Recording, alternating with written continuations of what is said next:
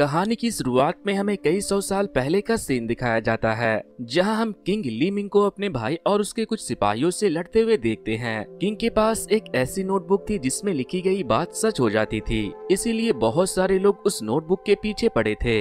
लेकिन इस लड़ाई में गलती से किंग मिंग का भाई उस बुक पर अपने तलवार से हमला कर देता है, जिससे कि वहां पर एक जोरदार रोशनी निकलती है और उस रोशनी के साथ किंग और वो नोटबुक वहां से गायब हो जाता है। अब हमें प्रेजेंट टाइम में फू नाम की एक लड़की को दिखाया जाता है। वो एक कास्टिंग कंपनी में एजेंट थी। आज फू का बर्थडे था, लेकिन इसके बावजूद भी ना तो उसे छुट्टी मिली थी और ना ही उसने पार्टी किया था। इसी दुख के साथ वो नशे में अपने कंपनी के वेयर हाउस में पड़े कुछ एक्टिंग के सामान को चेक कर रही थी। तभी वहाँ उसे एक पुरानी नोटबुक मिलती है, जिस पर ये लिखा था कि अगर तुम इस पर कुछ भी लिखती हो तो वो सच हो जाएगा। इसीलिए वो उस पर ये लिख देती है कि वो अपने बॉस के जैसे दिखने वाले किसी हैंडसम बंदे को डेट करे। नेक्स्ट डे जब फू की नींद खुलती है तो वो बिना कपड़ों के अपने बॉस के साथ सो रही थी। वो दोनों एक दूसरे को बिना कपड़े के एक ही बेड में देखकर चिल्लाने लगते हैं, क्योंकि दोनों में से किसी को भी ये नहीं पता था कि वो दोनों एक बेड पर आए कैसे।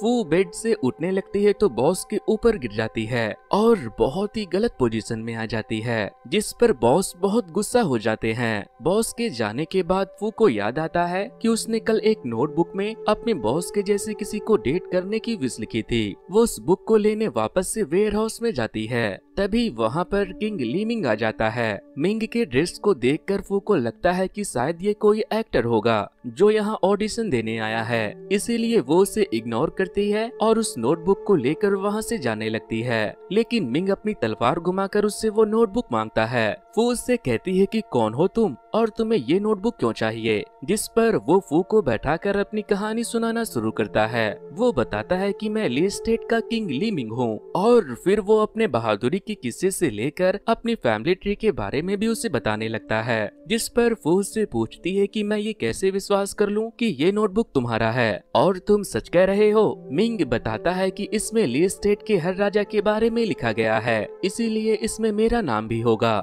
वो उस नोटबुक को खोलकर देखती है तो उस पर ली मिंग का नाम लिखा हुआ था, लेकिन वो उस नोटबुक को उसे देना नहीं चाहती थी। वो उससे कहती है कि इस बुक पर मैंने अपने बॉस यानी वी का नाम लिख दिया है, इसीलिए अब ये बुक उसका हो गया है। मैं किसी तरह से उसे मनाकर तुम्हारा नाम इस पर लिखवा दूंगी ताकि तुम इस बुक को दोबारा इस्तेमाल कर सको। मिंग फू के बातों को मान जाता है, क्योंकि उसके पास कोई दूसरा रास्ता भी नहीं था। इसके बाद वो अपने बॉस के केबिन में जाती है तो वो उससे पूछता है कि आज सुबह मैं तुम्हारे बेड पर क्या कर रहा था, जिस पर वो कहती है कि मुझे खुद नहीं पता ये सब कैसे हुआ। तभी ऑफिस के बाहर से बहुत सारे लोगों के चिल्लाने की आवाज आने लगती है। फू वहाँ जाकर देखती है तो मिंग अपनी तलवार लेकर सारे एम्प्लॉय को डरा रहा था। फू उसके पास जाती है और सबको बताती है कि ये हमारे ड्रामे का नया एक्टर है। ये अपने काम को लेकर इतना सीरियस है कि हर टाइम अपने कैरेक्टर में रहना पसंद करता है। इसके बाद वो मिंग को अपने साथ लेकर जाती है और उसके फेस पर जो कट के निशान थे उस पर बैंडेज लगा देती है। तभी मिंग उससे उसका नाम पूछता है तो वो बोलती है कि लोग मुझे ब्यूटी कहते हैं, लेकिन तुम मुझे ब्यूटीफुल कह सकते हो।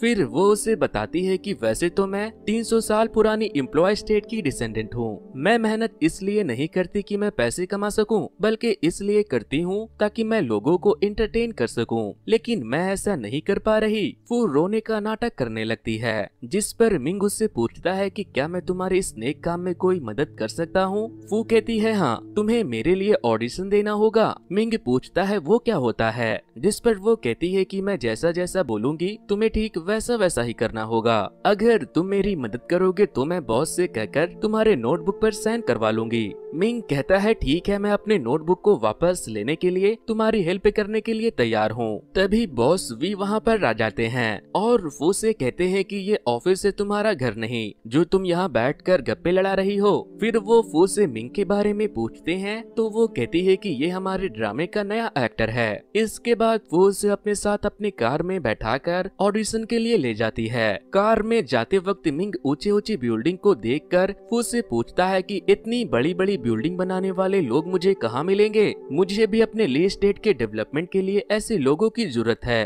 फिर वो लोग सेट पर पहुंचते हैं जहां ली मिंग का ऑडिशन लिया जाता है। वहां मौजूद सभी लोगों की उसकी एक्टिंग बहुत नेचुरल लगती है। तभी वहां पर एक लाइट फू के ऊपर गिरने वाला था, लेकिन वक्त रहते मिंग बहुत ही तेजी के साथ फू के पास जाकर उसे बचा लेता है। उसके एक्शन सीन को देखकर सारे लोग उससे बहुत ही ज्यादा इम्प्रेस हो जाते हैं। थोड़ी देर के बाद मिंग फू से कहता है कि मैंने ऑडिशन दे दिया है, वो मेरे नोटबुक पर कब साइन करेगा, क्योंकि मुझे वापस जाना है। ली स्टेट के लोग मेरा वेट कर रहे होंगे। जिस पर वो कहती है कि तुम 1 महीने तक कहीं नहीं जा सकते, क्योंकि डायरेक्टर ने तुम्हें कास्ट कर लिया है। अब वो तुम्हें ही लीड रोल में देखना चाहते हैं। ये सुनते ही मिंग गुस्से में वहाँ से जाने लगता है, तो वो उसके पैर पकड़ लेती है और कहती है कि प्लीज तुम मेरी हेल्प कर दो, नहीं तो मेरा बॉस मुझे जान से मार देगा। क्या तुम चाहते हो कि मेरे जैसी खूबसूरत लड़की मर जाए? जिस पर वो पूछता है कि ठीक है, बताओ मुझे क्या करना होगा। वो कहती है कि तुम्हें 1 महीने यहीं रुककर शूटिंग कंप्लीट करनी होगी। शूटिंग कंप्लीट होते ही मैं बॉस से कहकर तुम्हारी नोटबुक पर साइन करवा लूंगा। मिंग उसकी बातों को मान जाता है, जिसके बाद वो उसे अपने साथ अपने घर ले जाती है। लेकिन घर के अंदर एंटर करते ही वो जैसे ही लाइट जलाती है, ली मिंग बड़ा ही सरप्राइज हो जाता है, क्योंकि उसने बटन से लाइट जलते हुए कभी नहीं देखा था। इसके बाद वो उसे खाने के लिए नूडल्स देती है, जिसे खाने के बाद वो कहता है कि मैंने इससे टेस्टी चीज अपनी जिंदगी में आज तक कभी नहीं खाई। खाना खाने के बाद मिंग नहाने के लिए जाता है, तो वो उसे अपने कुछ कपड़े देती है, लेकिन मिंग को जिप लगाने को नहीं आता, इसीलिए वो उसकी हेल्प करने लगती है। तो मिंग शर्माने लगता है। तभी फू के दरवाजे पर कोई आता है। वो दरवाजा खोलती है तो उसके बॉस भी वहाँ आए थे। वो बॉस को देखते ही डोर क्लोज कर देती है और मिंग को ले जाकर अपने बेडरूम के कबर्ड में छुपा देती है। इसके बाद वो दोबारा से जाकर दरवाजा को खोलती है और बॉस से पूछती है कि आप यहाँ क्या कर रहे हो? जिस पर वो कहता है कि आज सुबह मैं तुम्हारे बेडरूम में कुछ भूल गया था, मैं उसे लेने आया हूँ। वी जैसे ही बेडरूम में जाता है, कबर्ड के अंदर मिंग का पैर एक टॉय से टच होने की वजह से वो टॉय आवाज करने लगता है, जिससे डर कर मिंग बाहर आ जाता है और फिर वी को वहाँ देखकर वापस से कबर्ड में जाकर छुप जाता है। जिसके बाद वी फू से पूछता है कि ये यहाँ क्या कर रहा है, तो वो कहती है ये मेरा कजन है। वी उसका हाथ पकड़ लेता है और कहता है कि अगर कजन है तो फिर कबर्ड में क्या कर रहा है।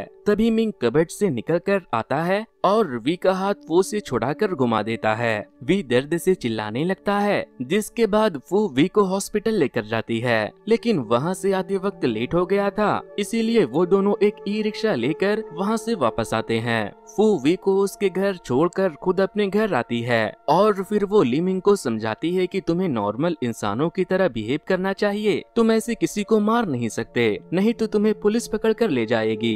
जिसके बाद वो उसे टीवी दिखाती है, पबजी खेलने के साथ साथ और भी बहुत कुछ सिखाती है, और तो और वो उसके बालों को भी काट देती है, जिससे उसका पूरा का पूरा लुक ही चेंज हो जाता है। नेक्स्ट डे शूटिंग शुरू होती है, जहां मिंग कैमरा को देखकर बड़ा ही सरप्राइज था। वो सोचता है कि साला ये क्या चीज है, जैसे बाहर की दुनिया में हो रहा है वैसा ही इस बक्से के अंदर भी हो रहा है। फिर ली मिंग का शूटिंग शुरू होता है, जहां उससे दूसरे एक्टर जो उसके भाई का रोल कर रहा था, उसे उसके कंधे पर हाथ रखकर उसे रोकना था। ली मिंग जैसे उसके कंधे पर हाथ रखता है, वो चिल्लाने लगता है और कहता है कि तुमने इतने जोर से अपना हाथ क्यों रखा है। ये देखकर डायरेक्टर को मिंग पर बहुत गुस्सा आता है, इसीलिए वो शूटिंग रुकवा देते हैं। जिसके बाद वो डायरेक्टर से माफी मांगती है और कहती है कि इसे एक और मौका दीजिए, कल से ये अपना काम बिल्कुल सही तरीके से करेगा। डायरेक्टर के जाने के बाद वी वहाँ आता है और वो से कहता है कि मैंने डायरेक्टर से बात कर ली है, कल उसे एक आखिरी मौका दिया जाएगा, अगर इस बार उसने अच्छा परफॉर्म नहीं किया तो हम उसे रिप्लेस कर देंगे। जिसके बाद वो मिंग को अपने साथ लेकर जाती है और उसे डायलॉग की प्रैक्टिस करने को कहती है। वो बताती है कि तुम्हें एक अच्छा एक्टर बनने के लिए सबसे पहले शूटिंग इक्विपमेंट के साथ फेमिलियर होना होगा, दूसरा ये कि ये कहानी तुम्हारे समय की है, इसीलिए तुम ऐसे बात करना जैसे तुम अपने दुनिया में बात करते हो, तीसरा तुम्हें कैमरे को किसी इंसान की तरह देखना है और कैमरे की आंखों में आंखें डालकर बात करना है, लेकिन स्क्रिप्ट में किस और हक करने के बारे में भी लिखा था, जिसे पढ़कर ली साफ मना करने लगता है और कहता है कि मैंने पहले कभी ऐसा नहीं किया, मुझसे तो ये सब नहीं होगा। जिस पर वो कहती है तुम्हें बस एक्ट्रेस को अपनी गर्लफ्रेंड समझना है, फिर सब हो जाएगा। ली कहता है मेरी कोई गर्लफ्रेंड नहीं है, मैंने पहले कभी ऐसा नहीं किया। जिसके बाद वो उसे हग करना और किस करना सिखाती है। नेक्स्ट डे फूली को अच्छे से उसका कॉस्ट्यूम पहनाकर उसे तैयार करती है और कहती है कि तुम्हें जैसा डायरेक्टर कहे ठीक वैसा ही करना।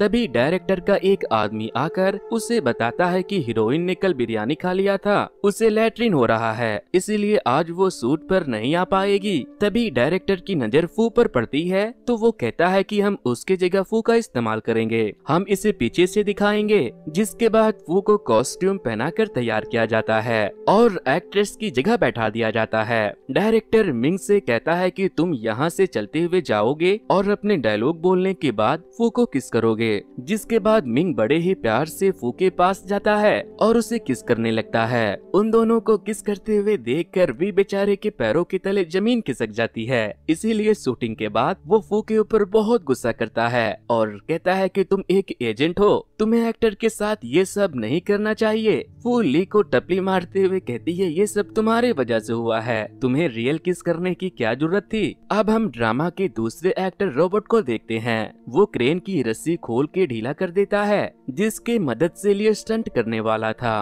फिर जब लिए स्टंट कर रहा था तो वो रस्सी खुलने की वजह से एक बड़े से पत्थर पर गिरने वाला था, लेकिन वो अपने मार्शल आर्ट टेक्निक से बिल्कुल सही सलामत नीचे उतर जाता है। उसके उतरते ही रॉबर्ट और बाकी के लोग उसके पास आते हैं और उसका हालचाल लेने लगते हैं। लेकिन गिरने के बाद लीमिंग को थोड़ी चोट लग गई थी, इसीलिए वो उसके जख्मों पर मरहम लगाती है। इधर हम वी को देखते हैं। वो रॉबर्ट को अपने पास बुलाते हैं और उससे पूछते हैं कि तुमने लीमिंग के क्रेन की रस्सी को क्यों खोला। वो कहता है कि आप मेरे ऊपर गलत इल्जाम कैसे लगा सकते हो, मैंने तो कुछ नहीं किया है। जिस पर वो अपना फोन निकाल कर उसे एक वीडियो दिखाते हैं। दरअसल जेटैंग ने सेट पर एक्ट्रेस टाओ की वीडियो ली थी, जिसमें रॉबर्ट पीछे खड़ा होकर ली के क्रेन की रस्सी ढीली कर रहा था। रॉबर्ट ने ये सब इसलिए किया था क्योंकि मिंग की वजह से उसे ड्रामे में लीड रोल नहीं दिया गया था, लेकिन उसके इस हरकत की वजह से वी उसे अपने इस प्रोजेक्ट से बाहर निकाल देता है। तभी वी नोटिस करता है कि उसका हाथ ठीक हो गया है, लेकिन फिर भी वो बैंडेज लगाए रखता है क्योंकि उसके हाथ में चोट लगने की वजह से फू उसे बहुत अटेंशन दे रही थी, इसीलिए वो बैंडेज लगाए रखता है। इसके बाद शाम को फू और लीमिंग बैठकर चांद सितारे देख रहे थे। चांद को देखकर लीमिंग को अपने घर की याद आने लगती है।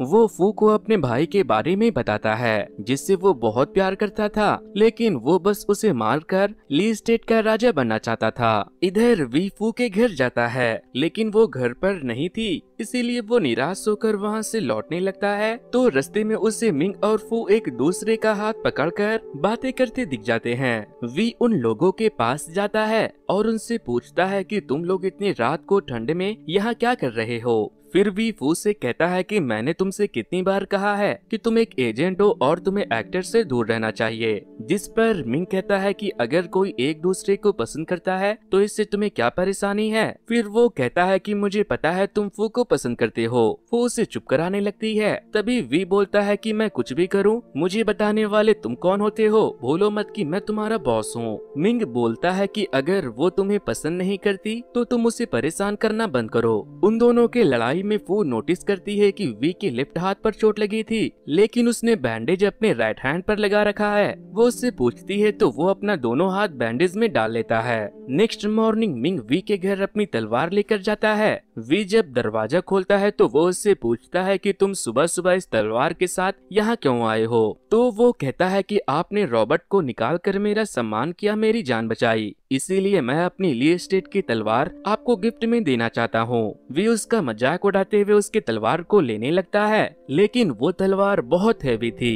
फिर जब वो लोग शूटिंग करने के लिए जाते हैं तो वी को सर्दी लग गई थी, इसीलिए वो उससे कहती है कि आपको ज्यादा फल और पानी पीने की जरूरत है, जिससे वी को लगता है कि वो उसका कितना ख्याल रखती है। शायद वो उससे बहुत पसंद करती है। इसी बीच फू बॉस और मिंग का हैंडशेक करवा देती है, क्योंकि कल रात उन दोनों ने फू के लिए एक दूसरे से झगड़ा किया था। इसके बाद शूटिंग शुरू होती है तो वी एक बड़े से पत्थर पर चढ़कर शूटिंग होते हुए रिकॉर्ड करने लगता है। तभी उनका पैर फिसल जाता है और वो नीचे गिर जाते हैं, लेकिन वक्त रहते ली वहाँ आकर बॉस को पकड़ लेता है, जिससे कि वी नीचे गिरने से बच जाता है। ज़ेटैंग ने वी के एक्सीडेंट का वीडियो बनाकर इंटरनेट पर डाल दिया था, जिसे लोग बहुत पसंद कर रहे थे। फू वी को वो वीडियो दिखाती है तो वो कमेंट पढ़ने लगता है, जहाँ बहुत सारे लोग ये कमेंट कर रहे थे कि ली वी से ज्यादा हैंडसम है, जिस पर वी कहता है लगता है लोग अंधे हो गए हैं, उन्हें असली खूबसूरती दिखाई ही नहीं दे रही। नेक्स्ट डे हम बहुत सारे लोगों को बैनर के साथ देखते हैं, क्योंकि मिंग और वी की वीडियो वायरल हो चुकी थी। लोगों को ये भी पता लग गया था कि मिंग नाम का एक एक्टर अपने नए ड्रामा के साथ धूम मचाने वाला है। वो उन फैंस से मिलने के लिए जाती है और कहती है कि आप लोग हमारे ड्रामा को जरूर देखना, लेकिन वो लोग फू का ऑटोग्राफ लेने के चक्कर में उसे घेर लेते हैं। तभी मिंग फू को बचाने के लिए वहाँ चला जाता है और फू को अपने साथ वहाँ से लेकर भागने लगता है। इधर वी ज़ेटैंग से कहता है कि मुझे फीवर है, लेकिन जब वो चेक करता है तो वी को फीवर नहीं था। वी कहता है अच्छे से देखो, मैं कह रहा हूँ ना मुझे फीवर है, जिस पर ज़ेटैंग उसके लिए मेडिसिन लेने के लिए जाने लगता है। तो वी कहता है कि ये दवाई से ठीक नहीं होगा, तुम ऐसा करो कि तुम फू को यहाँ बुला लो। ज़ेटैंग फू को फोन करने के लिए अपना मोबाइल को निकालता है तो किसी ने उसे एक वीडियो सेंड किया था, जिसमें मिंग फू को लेकर भाग रहा था। उस वीडियो को देखते ही वी ज़ेटैंग से कहता है कि उसे बुलाने की कोई जरूरत नहीं है, वो कौन सा कोई डॉक्टर है। जिस पर ज़ेटैंग कहता है कि मुझे तो लगता है कि आपको जो बीमारी है उसका इलाज सिर्फ वही कर सकती है। अब हम मिंग को देखते हैं, वो घर में बैठकर फू के साथ बिताए मोमेंट्स को याद करके बहुत नर्वस हो रहा था। इधर फू भी मिंग के बारे में सोच सोच कर पगला रही थी। नेक्स्ट डे जब फू शूट पर जाती है तभी उसे लो शुगर होने की वजह से चक्कर आ जाती है और वो बेहोश हो जाती है। मिंग उसे हॉस्पिटल लेकर जाता है। थोड़ी देर के बाद जब वी हॉस्पिटल पहुंचता है तो वो मिंग को फू को खिलाते हुए देखकर उससे वो बॉल लेने लगता है, लेकिन मिंग उससे बॉल नहीं देता। इसी छीनाछीनी में वो बॉल गिरकर टूट जाता है, इसीलिए वी जाकर केक लेकर आता है, लेकिन केक खाते हुए फू के मुंह पर क्रीम लग जाता है, जिसे देखते ही वो दोनों टिश्यू और रुमाल निकाल लेते हैं, लेकिन फू खुद अपने उंगली से क्रीम को साफ कर लेती है। लेकिन तभी मिंग भी उसकी उंगली को टिश्यू से साफ कर देता है। ये देखकर वी फू के उंगली को दोबारा केक में डालता है और फिर उसे अपने कोट के आस्तीन से साफ कर देता है। इसके बाद हम वी को अपने घर में एक फूल लेकर ये सोचते हुए देखते हैं कि क्या फू उससे प्यार करती है या नहीं। मिंग भी बैठकर यही सोच रहा था और तो और फू भी बैठकर यही सोच रही थी कि वो उससे प्यार करता है या नहीं। इसके बाद हम देखते हैं कि वी ने फू को लेट नाइट अपने ऑफिस में बुलाया है। वो ऑफिस आती है तो वी वहाँ फ्लावर लेकर खड़ा था। वो उसे देखते ही प्रपोज कर देता है। वी बोलता है मेरे दिले जिगर किडनी लिवर हो तुम, वक्त बे वक्त जो आए वो फीवर हो तुम, अब तो मेरे लाइफ में फॉरएवर हो तुम। लेकिन वो उसे रिजेक्ट कर देती है और कहती है कि सॉरी बॉस, मैं किसी और से प्यार करती हूँ। वी कहता है कि विंग तो तुम्हारा कजन है, तुम उससे कैसे प्यार कर सकती हो। जिस पर वो उसका नोटबुक उसे दिखाती है और उसे सारी बात बताती है। वी कहता है क्या तुम मुझे बेवकूफ समझती हो, अगर वो ली स्टेट से है तो मैं एसगार्ड से हूँ। फिर वो बताती है कि उस दिन हम दोनों एक बेड पर इसी नोटबुक के वजह से आए थे, मैंने गलती से इस पर तुम्हारा नाम लिख दिया था, इसीलिए अगर तुम इस नोटबुक पर ली मिंग का नाम लिख दोगे तो ये बुक उसे एक्सेप्ट कर लेगी और वो वापस से ली स्टेट लौट जाएगा। इसके बाद वो अपने घर वापस लौट आती है और मिंग को बताती है कि बॉस ने मुझे प्रपोज किया और मुझे डेट के लिए पूछा, जिस पर वो कहता है नहीं तुम उसे हाँ बिल्कुल मत कहना। वो कहती है कि मैं उसे ना ही क्यों करूं। मिंग उसे कुछ नहीं कहता, जिसके बाद फू जाकर अपने बेड पर सो जाती है। नेक्स्ट मॉर्निंग मिंग फू को प्रपोज करने की प्रैक्टिस कर रहा था, क्योंकि उसे पता था कि अगर उसने लेट कर दिया तो वी फू को ले जाएगा। तभी फू वी से बात करते हुए वहाँ आती है। वी उसे मिलने के लिए अकेले रेस्टोरेंट में बुला रहा था, इसीलिए वो मिंग को घर में अकेले छोड़कर उससे मिलने चली जाती है। वी रेस्टोरेंट में वो नोटबुक साइन करके लाया था, लेकिन उसने बुक में ली मिंग के जगह फू का नाम लिख दिया था। इसके बाद वी कहता है कि मिंग तो यहाँ से चला जाएगा, इसीलिए तुम्हें उसे छोड़कर मुझे चुनना चाहिए। तभी वहाँ पर मिंग आ जाता है और फू से कहता है कि मुझे नोटबुक नहीं चाहिए, चाहिए। तुम मेरे लिए नोटबुक से ज्यादा इम्पोर्टेंट हो। मैं तुम्हें छोड़कर वापस नहीं जाना चाहता। मैं अब यहाँ हमेशा तुम्हारे साथ रहूंगा। जिसके बाद मिंग अपनी नोटबुक लेकर फू के साथ वहाँ से चला जाता है और उसके जाने के बाद वी बहुत ही ज्यादा फ्रस्ट्रेटेड हो जाता है और सोचता है कि काश मैं उस विश पूरी करने वाली नोटबुक में लिखकर फू को अपने प्यार में गिरा लेता। यहाँ पर रॉबर्ट भी था जो दूसरे टेबल पर बैठकर उन लोगों की बातें सुन रहा था। मिंग के वजह से रॉबर्ट को उस ड्रामे से निकाला गया था, इसीलिए अब वो बदला चाहता था। वी के वजह से अब रॉबर्ट को कहीं भी काम नहीं मिल रहा था, इसीलिए वो मिंग, वी और फू तीनों से बदला चाहता था। इधर मिंग फू को अपने साथ घर लेकर जाता है और रोमांस करना शुरू कर देता है। मिंग अब चुम्बन देव बन चुका था। वो पूरे दिन में 50 बार फू को किस करने लगा था। अब वो दोनों साथ खाते, साथ पीते, साथ नहाते और साथ सोते भी थे। लेकिन एक बार जब मिंग रेस्टोरेंट में बैठकर जूस पी रहा था तो उसका हाथ गिलास से आर पार होने लगता है। वो पूछती है कि ये क्या हो रहा है, तो वो बोलता है कि मुझे पता नहीं। अब हम ली मिंग के भाई लीजिंग को देखते हैं। दरअसल जब उसने उस बुक पर हमला किया था तो मिंग के साथ साथ वो भी इस दुनिया में आ गया था। लोग उसे कोई एक्टर समझकर उसके साथ सेल्फी ले रहे थे। तभी वहाँ पर रॉबर्ट आकर जिंग की तलवार देखने लगता है, जिससे जिंग अपनी तलवार निकालकर रॉबर्ट की तरफ पॉइंट कर देता है। उसके हाव भाव को देखते ही रॉबर्ट समझ जाता है कि ये जरूर ली मिंग का भाई होगा। वो उससे पूछता है कि क्या तुम ली मिंग को ढूंढ रहे हो, जिस पर जिंग कहता है कि कहाँ है वो, मैं उसे जान से मार दूंगा। रॉबर्ट कहता है कि अगर मैं तुम्हें तुम्हारे भाई को मारने में तुम्हारी मदद करूं, तो क्या तुम मुझे वो नोटबुक दोगे ताकि मैं उसमें लिखकर अपनी सारी चीजों को वापस हासिल कर सकूं, जो उसके वजह से वी के कंपनी ने मुझसे छीना है। जिंग उसके बातों को मान जाता है। तभी वहाँ पे फू आती है और जिंग को चॉकलेट देती है, क्योंकि उसे लगता है कि वो भी उसके ड्रामे का कोई एक्टर होगा। थोड़ी देर के बाद जिंग की नजर मिंग पर पड़ती है तो वो अपने खंजर से उसे मारने वाला था, लेकिन तभी रॉबर्ट वहाँ आकर उसे ऐसा करने से रोक लेता है। रॉबर्ट कहता है कि तुम यहाँ सबके सामने उसे नहीं मार सकते, अगर पुलिस को पता चल गया तो वो तुम्हें पकड़ कर ले जाएंगे। जिसके बाद रॉबर्ट वी के नाम से फू को एक लेटर भेजकर उसे वेयर हाउस में मिलने के लिए बुलाता है। वो जब वहाँ आती है तो रॉबर्ट और जिंग मिलकर उसे बेहोश करके किडनैप कर लेते हैं। इधर मिंग को जब फू सेट पर कहीं नहीं मिलती तो वो वी के पास उसे ढूंढने के लिए चला जाता है, जहाँ वी कहता है वो तो यहाँ नहीं आई। तभी वी के फोन पर रॉबर्ट फू के किडनैपिंग का वीडियो सेंड करता है, जिसके बाद मिंग अपनी तलवार लेकर वहाँ से उसे बचाने चला जाता है। वी भी अपनी स्टार वार की तलवार लेकर उसके साथ जाता है। इधर जिंग फू से कहता है कि मैं जब इस अजनबी दुनिया में आया तो तुमने अनजान होने के बाद भी मुझे खाना दिया था। तुम बहुत अच्छी लड़की हो, इसीलिए मैं मिंग को मारकर तुम्हें अपनी वाइफ बना लूंगा। फू कहती है मेरे होते हुए तुम उसे कुछ नहीं कर सकते।